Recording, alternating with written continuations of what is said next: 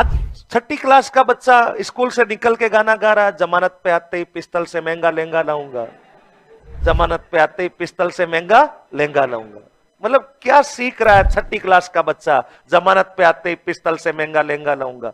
मतलब बच्चा बड़ा होकर के अपराध की दुनिया की तरफ जाएगा या कंपटीशन की दुनिया की तरफ।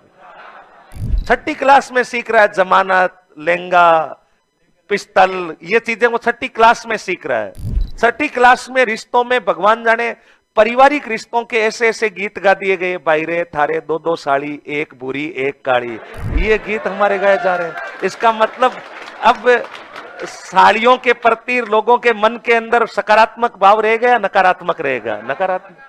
भगवान ही जाने कौन कौन से गीत गाए गए हैं, पिछो कोनी छोड़ू चाहे केस लड़ ले, यानी पिछो कोनी छोड़ू चाहे केस लड़ ले।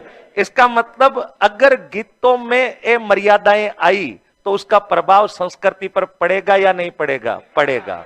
ये मैं नहीं कह रहा, ये कौन कह रहे हैं? आचार्य रामचंद्र शुक्ल। क्योंकि जो संस्कृति है वो गीतों के कंधों पर बैठी है।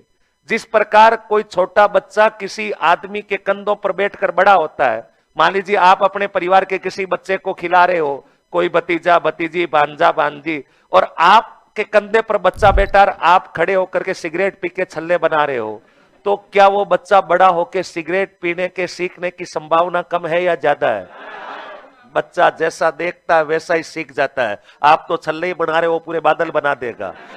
इसलिए जिस प्रकार बच्चे जिसके कंधों पर बैठकर बड़े होते हैं, उन बच्चों में गुण वैसे ही होते हैं जिसके कंधों पर वो बैठा है। सेम वही है, हमारी संस्कृति गीतों के कंधों पर बैठी है। तो गीतों के गुण खराब हो गए तो संस्कृति के गुण भी कैसे हो जाएंगे? खराब हो जाएंगे। ये रामचंद्र शुक्ल का कहना है। तो नीचे लिख लो, हमारी संस्कृति लोक गीतों के